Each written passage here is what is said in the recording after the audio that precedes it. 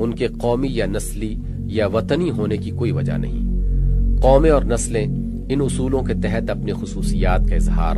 اور جزوی طور پر اپنے معاملات زندگی کا بندوبست مختلف طریقوں سے کر سکتی ہے، اور ان کو ایسا کرنا چاہیے، مگر انسان کو انسان ہونے کے ناطے سے جس صحیح دین یا نظام زندگی کی ضرورت ہے وہ بہرحال ایک ہی ہونا چاہیے۔ عقل یہ باور کرنے سے انکار کرتی ہے کہ جو چیز ایک قوم کے لیے حق ہو وہ دوسری قوم کے لیے باطل ہو جائے، اور جو ایک قوم کے لیے باطل ہو وہ دوسری قوم کے لیے حق ہو جائے۔ زندگی کی زمانی تقسیم، ان محملات اور جدید زمانہ کے عالمانہ محملات میں سے ایک اور بات جو حقیقت کے اعتبار سے محمل ترین ہے، مگر حقیقت ہے کہ یقینیت کے پورے وثوق کے ساتھ پیش کی جاتی ہے، انسانی زندگی کی زمانی تقسیم ہے۔ یعنی کہا جاتا ہے کیونکہ زندگی کے مسائل و معاملات ہر دور میں بدل جاتے ہیں، اور نظام زندگی کا حق یا باطل ہونا سراسر ان مسائل و معاملات ہی کی نوعیت پر منحصر ہے۔ یہ بات اسی انسانی زندگی کے متعلق کہی جاتی ہے جس کے ساتھ ارتقاء کی گفتگو بھی کی جاتی ہے، جس کی تاریخ میں کارفرما قوانین بھی تلاش کیے جاتے ہیں، جس کے گزشتہ تجربات سے حال کے لیے سبق اور مستقبل کے لیے احکام بھی مستنبط کیے جاتے ہیں، اور وہ جس کے لیے انسانی فطرت نام ایک چیز بھی ثابت کی جاتی ہے۔ میں پوچھتا ہوں کہ آپ کے پاس کوئی ایسا آلہ پیمائش ہے جس سے آپ نوع انسانی کی اس مسلسل تاریخی حرکت کے درمیان دور یا زمانے یا عہد کی واقعی حد بندیاں کر سکتے ہوں؟ اور کیا ممکن ہے کہ ان حد بندیوں میں سے کسی ایک خط پر انگلی رکھ کر آپ کہہ سکتے ہوں کہ اس خط کے اس پار جو زندگی کے مسائل تھے وہ اس پار آ کر تبدیل ہو گئے ہیں، اور جو حالات اس پار تھے وہ اس پار بھی باقی نہیں رہے؟ اگر فی الواقع انسانی سرگزشت ایسے ہی الگ الگ زمانی ٹکڑوں میں منقسم ہے، تب تو یوں سمجھنا چاہیے کہ ایک ٹکڑا جو گزر چکا ہے وہ بعد والے ٹکڑے کے لیے محض ایک فضول و لایانی چیز ہو گیا، اس کے گزرتے ہی وہ سب کچھ ضائع ہو گیا جو انسان نے اس حصہ دہر میں کیا تھا۔ اس زمانے میں جو تجربات انسان کو ہوئے وہ بعد والے زمانے کے لیے کوئی سبق اپنے اندر نہیں رکھتے، کیونکہ وہ حالات و مسائل ہی فنا ہو گئے جن میں انسان نے بعض طریقوں کا، بعض اصولوں کا، بعض قدروں کے لیے سعی و جہد کا تجربہ کیا تھا۔ پھر یہ ارتقاء کی گفتگو کیوں؟ یہ قوانین حیات کی تلاش کس لیے؟ یہ تاریخی استنباط کس بنا پر؟ جب آپ ارتقاء کا نام لیتے ہیں تو لامحالہ یہ اس بات کو متضمن ہے کہ وہاں کوئی چیز ضرور ہے جو تمام تغیرات کا موضوع بنتی ہے، اور ان تغیرات کے اندر اپنے آپ کو باقی رکھتے ہوئے پیہم حرکت کرتی ہے۔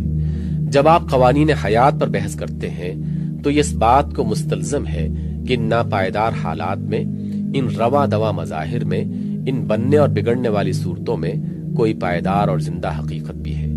جو اپنی ایک ذاتی فطرت اور اپنے کچھ مستقل قوانین بھی رکھتی ہے۔ جب آپ تاریخی استنباط کرتے ہیں تو اس کا معنی یہ ہے کہ تاریخ کے ان طول و طویل رستے پر جو مسافر مختلف مرحلوں سے گزرتا ہوا آ رہا ہے اور منزلوں پر منزلیں طے کرتا چلا آ رہا ہے، وہ خود اپنی کوئی شخصیت اور اپنا کوئی مستقل مزاج رکھتا ہے جس کے متعلق یہ حکم لگایا جا سکتا ہے کہ وہ مخصوص طور پر کام کرتا ہے، ایک وقت میں بعض چیزوں کو قبول کرتا ہے اور دوسرے وقت میں انہیں رد کر دیتا ہے، اور بعض دوسری چیزوں کا تقاضا کرتا ہے۔ یہ زندہ حقیقت ہے، یہ پائیدار موضوع تغیرات، یہ شاہراہ تاریخ کا مستقل مسافر وہی تو ہے جس سے آپ راستے کی منزلوں اور ان میں پیش آنے والے حالات اور ان سے پیدا ہونے والے مسائل پر گفتگو شروع کرتے ہیں، تو اس گفتگو میں ایسے کھوئے جاتے ہیں کہ خود مسافر آپ کو یاد نہیں رہتا۔ کیا یہ سچ ہے کہ منزلیں اور ان کے حالات اور ان کے مسائل بدل جانے سے مسافر اور اس کی حقیقت بھی بدل جاتی ہے؟ ہم تو یہ دیکھتے ہیں کہ ابتدائی آفرینش سے آج تک اس کی ساخت بالکل نہیں بدلی، اس کے عناصر ترکیبی وہی ہیں، اس کے فطرت کے تقاضے وہی ہیں، اس کی صفات و خصوصیات وہی ہیں، اس کے رجحانات و میلانات وہی ہیں، اس کی قوتیں اور صلاحیتیں وہی ہیں، اس کی کمزوریاں اور قابلیتیں وہی ہیں، اس پر کارفرمائی کرنے والی قوتیں وہی ہیں، اور اس کا کائناتی ماحول بھی وہی ہے۔ ان میں سے کسی چیز میں بھی ابتدائی آفرینش سے آج تک ذرا برابر فرق نہیں آیا۔ کوئی شخص یہ دعویٰ کرنے کی جرت نہیں کر سکتا کہ تاریخ کے دوران میں حالات اور ان سے پیدا ہونے والے مسائل زندگی کے تغیر سے خود انسانیت بھی بدلتی چلی آئی ہے۔ یا وہ بنیادی چیزیں بھی متغیر ہوتی رہی ہیں جو انسانیت کے ساتھ وابستہ ہیں؟ پھر جب حقیقت یہ ہے کہ اس دعوے میں کیا وزن ہو سکتا ہے کہ انسان کے لیے جو چیز کل تریاق تھی وہ آج زہر ہے، جو چیز کل حق تھی وہ آج باطل ہے، جو چیز کل قدر رکھتی تھی آج وہ بے قدر ہے۔ انسان کیسے طریقے زندگی کا حاجت مند ہے؟ اصل یہ ہے کہ انسانی افراد اور جماعتوں نے تاریخ کے دوران میں نفس انسانیت کو اس سے تعلق رکھنے والی بنیادی چیزوں کو سمجھنے میں دھوکہ کھا کر اور بعض حقیقتوں کے اعتراف میں مبالغہ اور بعض کے ادراک میں قصور کر کے جو غلط نظام زندگی وقتاً فوقتاً اختیار کیے اور جنہیں انسانیت کبریٰ ہیومینٹی ایٹ لارج نے تجربے کے بعد غلط پا کر دوسرے ایسے ہی نظامات کی جگہ خالی کرنے پر مجبور کر دیا۔ ان کی سرگزشت کے مشاہدے سے یہ نتیجہ اخذ کر لیا گیا ہے کہ انسانیت کے لیے لازماً ہر دور میں ایک الگ نظام زندگی درکار ہے جو صرف اسی دور کے حالات و مسائل سے پیدا ہو اور انہی کو حل کرنے کی کوشش کرے۔ حالانکہ زیادہ صحت کے ساتھ اس سرگزشت سے اگر کوئی نتیجہ اخذ کیا جا سکتا ہے تو وہ یہ ہے کہ اس قسم کے زمانی اور دوری نظامات زندگی یا بالفاظ دیگر موسمی حشرات الارض کو بار بار آزمانے اور ہر ایک کی ناکامی کے بعد اس کے بعد دوسرے جانشین کا تجربہ کرنے میں انسانیت کبریٰ کا وقت ضائع ہوتا ہے، اس کی راہ ماری جاتی ہے، اس کے نشو و ارتقاء اور اپنے کمال مطلوب کی طرف سے اس کے سفر میں سخت رکاوٹیں پیدا ہوتی ہیں۔ وہ در حقیقت محتاج اور سخت محتاج ہے ایسے نظام زندگی کی جو خود اس کو اس سے تعلق رکھنے والی تمام حقیقتوں کو جان کر عالمگیر، دائمی اور پائیدار اصولوں پر قائم کیا جائے، جسے لے کر وہ حال و مستقبل کے تمام متغیر حالات سے بخیریت گزر سکے، ان سے پیدا ہونے والے مسائل کو حل کر سکے اور زندگی کے راستے پر افتاں و خیزہ نہیں بلکہ رواں اور دواں اور اپنی منزل مقصود کی طرف بڑھ سکے۔ کیا انسان ایسا نظام خود بنا سکتا ہے؟ یہ ہے اس دین یا طریق زندگی یا نظام زندگی کی نوعیت جس کا انسان حاجت مند ہے۔ اب ہمیں یہ دیکھنا چاہیے کہ اگر انسان خدا کی مدد سے بے نیاز ہو کر خود اپنے لیے اس نوعیت کا ایک دین بنانا چاہے تو کیا وہ اس کوشش میں کامیاب ہو سکتا ہے؟ میں آپ کے سامنے یہ سوال پیش نہ کروں گا کہ آیا انسان اب تک ایسا دین خود بنانے میں کامیاب ہوا ہے، کیونکہ اس کا جواب تو قطعاً نفی میں ہے۔ خود وہ لوگ بھی جو آج بڑے بلند بانگ دعووں کے ساتھ اپنے اپنے دین پیش کر رہے ہیں اور ان کے لیے ایک دوسرے سے لڑ مر رہے ہیں، یہ دعویٰ نہیں کر سکتے کہ ان میں سے کسی کا پیش کردہ دین ان ضرورتوں کو پورا کرتا ہے جن کے لیے انسان من حیث الانسان ایک الدین کا محتاج ہے۔ کسی کا دین نسلی و قومی ہے، کسی کا جغرافی، کسی کا طبقاتی اور کسی کا دین پیدا ہی اس دور کے تقاضوں سے ہوا ہے جو ابھی کل ہی گزر چکا ہے۔ رہا وہ دور جو کل آنے والا ہے، اس کے حالات و مسائل کے متعلق کوئی پیشگی نہیں کہا جا سکتا کہ ان میں بھی وہ کام دے سکے گا یا نہیں، کیونکہ جو دور اب گزر رہا ہے ابھی تو اسی کے تاریخی تقاضوں کا جائزہ لینا باقی ہے۔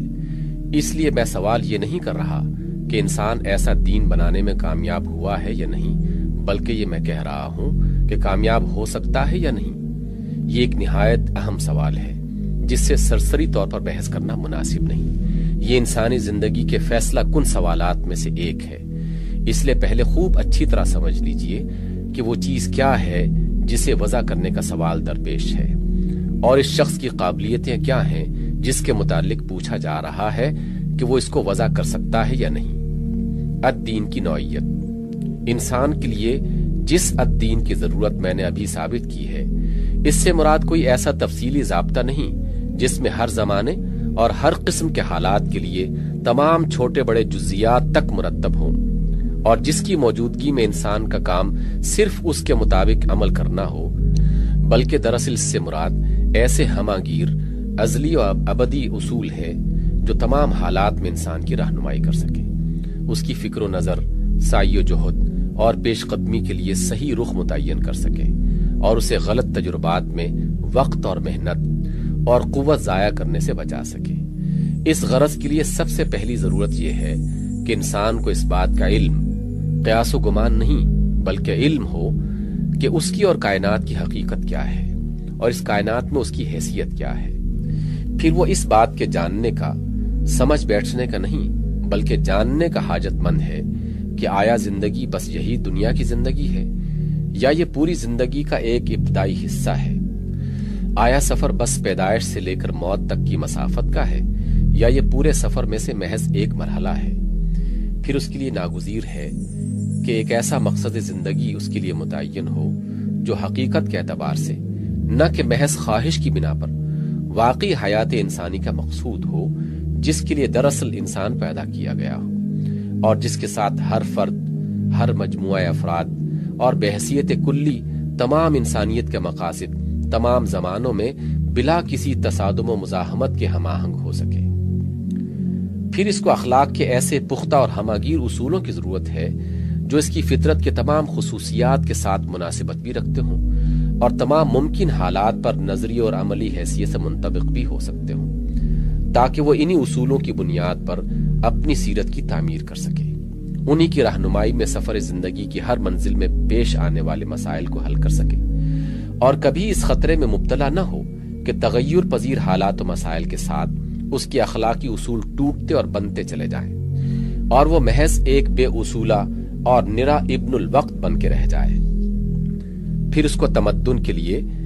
ایسے جامع اور وسیع اصولوں کی ضرورت ہے جو انسانی اجتماع کی حقیقت و غایت اور اس کے فطری تقاضوں کو سمجھ کر بنائے جائیں، جن میں افراط و تفریط اور بے اعتدالی نہ ہو، جن میں تمام انسانوں کی مجموعی مصلحت ملحوظ رکھی گئی ہو، جن کی پیروی کر کے ہر زمانے میں انسانی زندگی کے ہر پہلو کی تشکیل، تعمیر اور ترقی کے لیے سعی کی جائے۔ پھر اسے شخصی کردار اور اجتماعی رویے اور انفرادی و اجتماعی سعی و عمل کو صحیح سفر کرنے کا پابند اور بے راہ روی سے محفوظ رکھنے کے لیے ایسے جامع حدود کی ضرورت ہے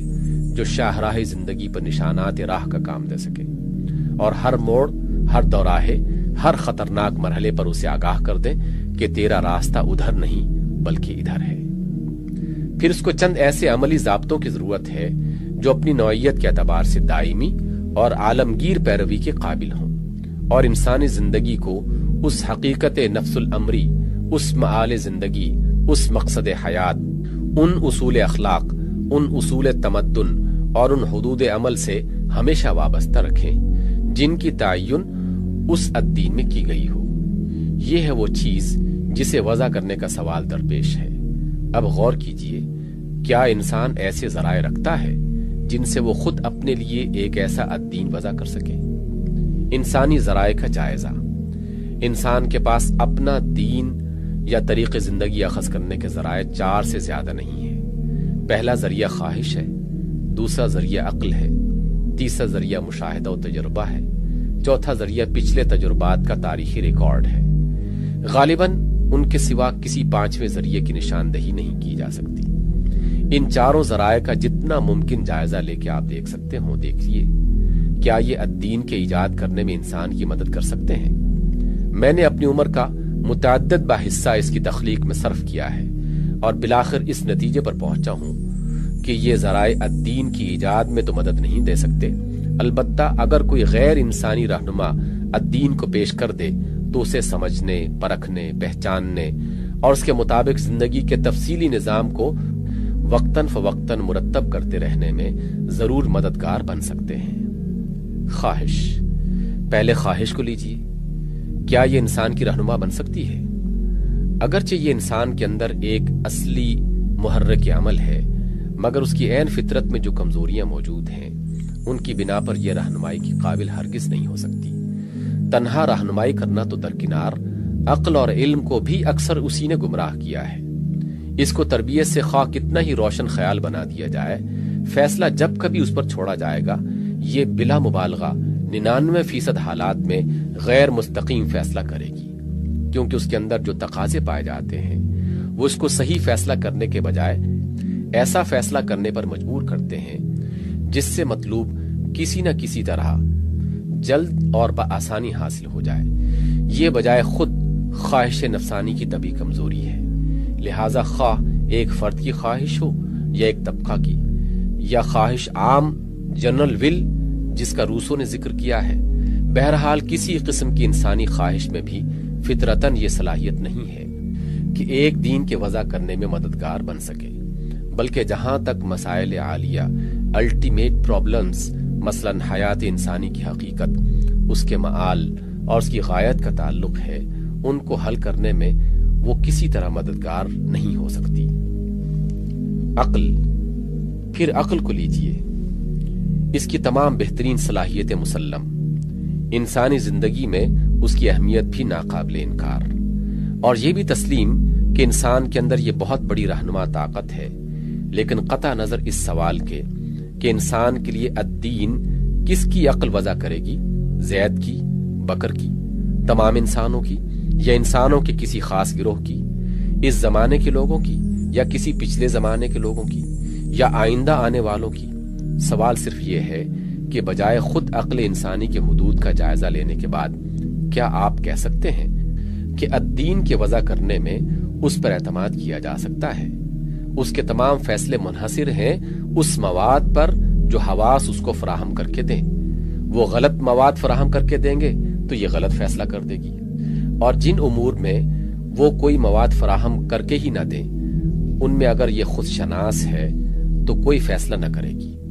اور اگر برخود غلط ہے تو اندھیرے میں چوبائی تیر چلاتی رہے گی۔ یہ محدودیتیں جس بیچاری عقل کے ساتھ لگی ہوئی ہیں، وہ آخر کس طرح اس کی اہل ہو سکتی ہے کہ نوع انسانی کے لیے الدین بنانے کی تکلیف اسے دی جائے؟ الدین بنانے کا انحصار جن مسائل عالیہ کے حل پر ہے، ان میں حواس سرے سے کوئی مواد فراہم کرتے ہی نہیں ہیں۔ پھر کیا عقل سے امید کی جا سکتی ہے کہ وہ ناقص مواد پر صحیح اور کامل قدریں متعین کرے گی؟ اسی طرح الدین کے جو دوسرے اجزاء ترکیبی میں نے بیان کیے ہیں، ان میں سے کسی ایک کے جز کے لیے بھی حواس سے بالکل صحیح اور مکمل مواد حاصل نہیں ہو سکتا، جس کی بنا پر عقل ایک جامع اور مکمل نظام بنا سکے۔ اور اس پر مزید یہ کہ عقل کے ساتھ خواہش کا عنصر مستقل طور پر لگا ہوا ہے، جو اسے ٹھیٹھ عقلی فیصلہ دینے سے روکتا ہے، اس کی راست روی کو کچھ ٹیڑھ کی طرف مائل کر کے ہی چھوڑتا ہے۔ لہٰذا اگر یہ فرض کر لیا جائے کہ عقل انسانی حواس کے فراہم کردہ مواد کی ترتیب اور اس سے استدلال کرنے میں کوئی غلطی نہ کرے گی، تب بھی اپنی کمزوریوں کی بنا پر وہ اتنا بل بوتا نہیں رکھتی کہ اتنے بڑے کام کا بوجھ اس پر ڈالا جا سکے۔ یہ بوجھ اس پر ڈالنا اس پر بھی ظلم کرنا ہے اور خود اپنے آپ پر بھی۔ سائنس، اب تیسرے ذریعے کو لیجئے، یعنی وہ علم جو مشاہدات و تجربات سے حاصل ہوتا ہے۔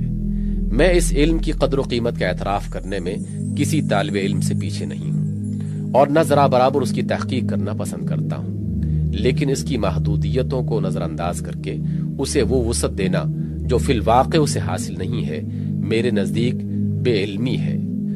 علم انسانی کی حقیقت پر جس شخص کی بھی نظر ہوگی، وہ اس بات کو ماننے سے انکار نہ کرے گا کہ جہاں تک مسائل عالیہ کا تعلق ہے، ان کی تہ تک اس کی رسائی محال ہے، کیونکہ انسان کو وہ ذرائع حاصل ہی نہیں ہے جن سے وہ اس تک پہنچ سکے۔ نہ وہ اس کا براہ راست مشاہدہ کر سکتا ہے، اور نہ مشاہدہ و تجربے کے تحت آنے والی اشیاء سے استدلال کر کے اس کے متعلق ایسی رائے قائم کر سکتا ہے جس پر علم کا اطلاق ہو سکتا ہو۔ لہٰذا الدین وضع کرنے کے لیے جن مسائل کا حل معلوم کرنا سب سے پہلی ناگزیر ضرورت ہے، وہ تو علم کی دسترس سے باہر ہی ہیں۔ اب رہا یہ سوال کہ اخلاقی قدریں، تمدن کے اصول اور بے راہ روی سے بچانے والے حدود معین کرنے کا کام آیا علم کے حوالے کیا جا سکتا ہے یا نہیں؟ تو اس بحث سے قطع نظر کرتے ہوئے یہ کام کسی شخص یا گروہ یا کسی زمانے کا علم انجام دے گا، ہمیں یہ دیکھنا چاہیے کہ علمی طور پر یہ کام انجام دینے کے لیے ناگزیر شرائط کیا ہیں۔ ان کے لیے اولین شرط یہ ہے کہ ان تمام قوانین فطرت کا علم ہو جن کے تحت انسان اس دنیا میں جی رہا ہے۔ اس کی دوسری شرط یہ ہے کہ خود انسان کی اپنی زندگی سے جو علوم تعلق رکھتے ہیں وہ مکمل ہو۔ اس کے لیے تیسری شرط یہ ہے کہ ان دونوں قسم کے علوم یعنی کائناتی اور انسانیاتی علوم کی معلومات یکجاں ہوں، اور کوئی ذہن کامل ان کو صحیح ترتیب دے کر ان سے صحیح استدلال کر کے انسان کے لیے اخلاقی قدروں کا، تمدن کے اصولوں کا اور بے راہ روی سے بچانے والی حدوں کا تعین کرے۔ یہ شرائط نہ اس وقت تک پوری ہوئی ہیں، نہ امید کی جا سکتی ہے